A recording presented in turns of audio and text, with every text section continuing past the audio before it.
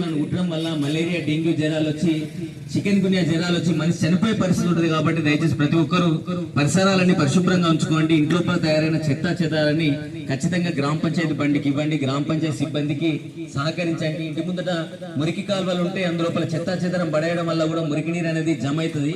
ఆ మురికి నీరు జమ అయిన తర్వాత ఏమైతే దోమలు, ఈగలు గుడ్లు పెట్టి వాటి సంతతిని పెంచుకొని మన మీద దాడికి పూనుకోవడం వల్ల మనకు ఈ జ్వరాలు రావడం వల్ల ఎంత పెద్ద ఆసుపత్రికి అయినా కానీ లక్షల బిల్లు కట్టాల్సిన అవసరం ఉంటుంది. మీరు ఈ మధ్య కాలం లోపల చిన్న చిన్న జ్వరానికి 1,00,000-2 లక్షల రూపాయలు అవుతున్నాయంటే విష జ్వరాలు అనేది మళ్ళీ మెదడికి ఎక్కిందంటే మనిషి చనిపోయే పరిస్థితి ఉంటుంది. కాబట్టి దయచేసి ఫస్ట్ మనం పరిసరాలని పరిశుభ్రంగా ఉంచుకొని మన అందరం ఆరోగ్యంగా ఉండే విధంగా ప్రతి ఒక్కరు కృషి చేయాల్సిన బాధ్యత మీ అందరి మీద ఉంది. అలాగే ఇంకొకటి ఏంటంటే గ్రామాల లోపల యువత ఏమైతుందంటే పెడదారిన పడుతుంది.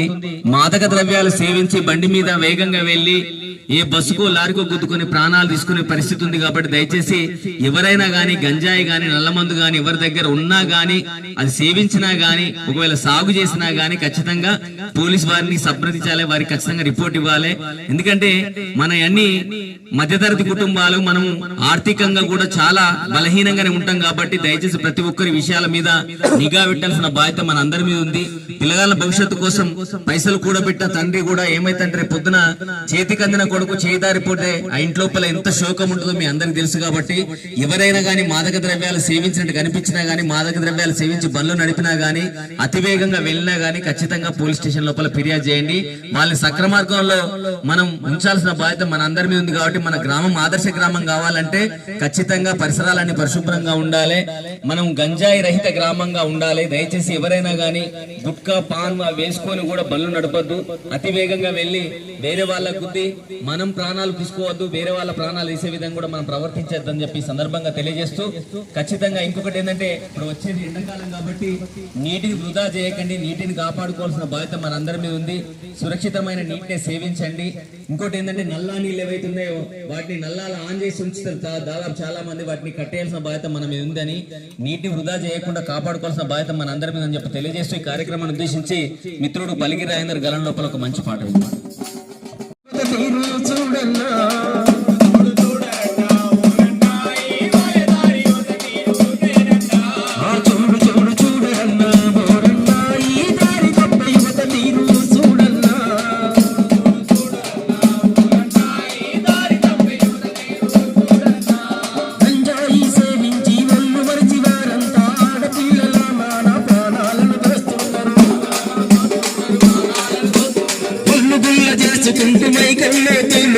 ఎదురొచ్చిన వారిపైన దాడులెన్నో చేస్తున్నారు.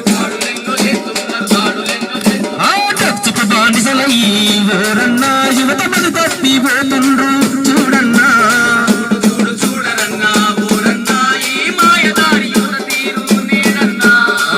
చూడు చూడరన్నా ఓరన్నా ఈ దారి తప్ప యువత తీరు.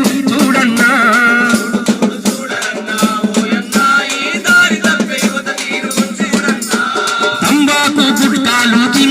సిగరెట్లు, రంగు రంగు విస్కీలు, బీరు బ్రాందీలతోని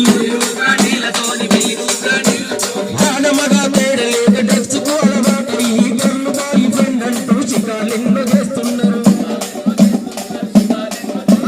జల్సాలకు మరిగి వారు ఓరన్నా యువత ప్రాణాలు వెతుకుతుండ్రే. చూడన్నా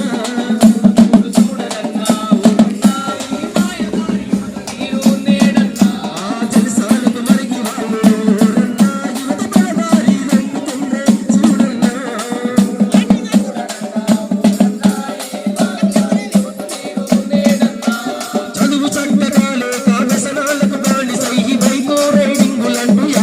చేసుకుని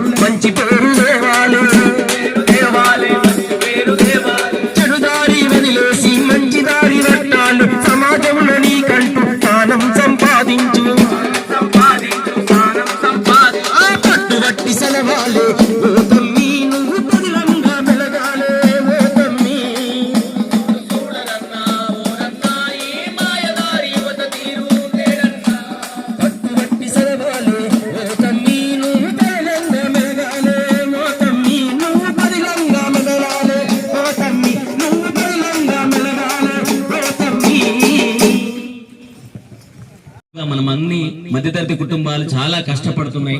దయచేసి మీరు నిఘా పెట్టాలి. పిల్లలు మరి కాలేజీకి వెళ్తున్నా, స్కూల్కి వెళ్తున్నా, ఇక్కడ నుంచి కోట్ల పట్టణానికి లేకపోతే జైత్యాలు వెళ్ళి చదువుకునే పిల్లలు చాలా మంది ఉంటారు. బస్సులలో వెళ్తున్నారు, కొంతమంది బండ్ల మీద వెళ్తున్నారు. అయితే మనం ఏమనుకుంటాం అంటే పిల్లలు ఎదగంగానే వాళ్ళకు బండి ఇస్తాం. వాస్తవంగా మైనర్ పిల్లలు కూడా 10వ తరగతి కాగానే చాలా మంది తల్లిదండ్రులు ఏం చేస్తారంటే అది తీసుకురా బండ్లు ఇచ్చి పంపిస్తున్నారు. ఇప్పుడు ఏమైతుందంటే ఆ బండ్ల మీద పోయి యాక్సిడెంట్ అయింది అనుకోండి, వాళ్ళకు లైసెన్స్ ఉండదు, ఆ టైంకు లైసెన్స్ రాదు, అలాగే ఇన్సూరెన్స్ ఉండదు, హెల్మెట్ పెట్టరు. పిల్లగాళ్ళు మైనర్ పిల్లగాళ్లకు బండ్లు ఇచ్చి మనం రోడ్డు ఎక్కించినామంటే దయచేసి పోలీసు వాళ్ళకు పట్టుబడితే 25,000 రూపాయల జరిమానా ఉంటది. ఏదైనా యాక్సిడెంట్ కానీ ఏదైనా అయినా కానీ ఖచ్చితంగా జైలు శిక్ష మాత్రం ఖచ్చితంగా ఉంటది. కాబట్టి ప్రతి ఒక్కరి విషయాలను గమనించండి. పిల్లగాళ్ళు మాదక ద్రవ్యాలు సేవిస్తున్నా లేకపోతే మందుకు అలవాటు పడ్డా గానీ వాళ్ళ యొక్క నడవడికను ప్రతి క్షణం మనం కనిపెడుతూ ఉండాలి. ఎందుకంటే తల్లిదండ్రులుగా మన బాధ్యత అది. ఎందుకంటే పిల్లలు ఎదిగిన కొద్ది వాళ్ళు ఏం చేస్తున్నారు, ఏంటిది, వాళ్ళ నడవడిక ఏంది, వాళ్ళు చదువుతున్నా లేదా అనేది చూసుకోవాల్సిన బాధ్యత మనందరి మీద ఉంది. ఎందుకంటే తల్లిదండ్రులందరూ బాధ్యతాయుతంగా వాళ్ళ కోసం గొప్పగా ఉండాలని చెప్పి 4 రూపాయలు కూడా పెడతారు. అవి ఆసుపత్రుల పాలై లేకపోతే యాక్సిడెంట్లు అయ్యి కేసులు ఇవన్నిటికీ మనం ఖర్చు చేసిన కొద్దీ ఆర్థికంగా మనం బలహీనపడతాం. మన కుటుంబాలన్నీ వెనుకబడిపోవడానికి, పేదరికంలో నెట్టడానికి ఇవన్నీ ముఖ్య కారణాలు. కాబట్టి దయచేసి ప్రతి ఒక్కరి విషయాలను గమనించండి. అలాగే మనకు తాగునీటి కష్టం రాకుండా నీటిని వృధా చేయకండి, నీటిని పొదుపుగా వాడండి. అలాగే పరిసరాలన్నీ పరిశుభ్రంగా ఉంచుకోండి. ఖచ్చితంగా తడి చెత్త పొడి చెత్త వేరు చేసి గ్రామ పంచాయతీ బండికి ఇచ్చి మన అందరం ఆరోగ్యంగా ఉండాలని చెప్పి సందర్భంగా తెలియజేస్తూ ఈ కార్యక్రమం ఇక్కడ నిర్వహించడానికి సహకరించిన గ్రామస్తులందరికీ అలాగే మన పంచాయత్ సెక్రటరీ గారికి ప్రత్యేకంగా ధన్యవాదాలు తెలియజేస్తున్నామండి. పంచాయత్ సెక్రటరీ గారి కార్యక్రమం గురించి ఒక 4 విషయాలు మాట్లాడవలసిందిగా కోరుతున్నాం. కలెక్టర్ గారి ఆదేశానుసారం మన కళాకారుల బృందం మన గ్రామానికి వచ్చి పచ్చదనం పరిశుభ్రత గురించి, మాదక ద్రవ్యాల అలవాట్ల గురించి చక్కగా వాళ్ళ పాటల రూపంలో వివరించినందుకు కళాకారుల బృందానికి మా గ్రామస్తుల తరఫున ధన్యవాదాలు తెలుపుకుంటూ ఓకే థ్యాంక్ యూ. ప్రతి ఒక్కరికి పేరు పేరున కృతజ్ఞతలు ముగిస్తున్నామండి. Thank you.